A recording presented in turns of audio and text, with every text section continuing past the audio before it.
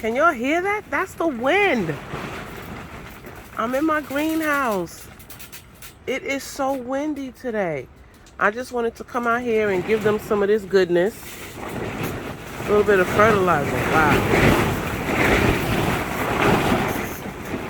It is super windy. Just trying to keep everybody protected and well fed. I do have a heater, as you see.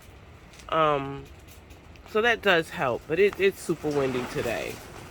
So just trying to do what I can do to keep my babies warm. And like I said, I'm about to feed them. These are eggshells and coffee grounds together, and it works for me.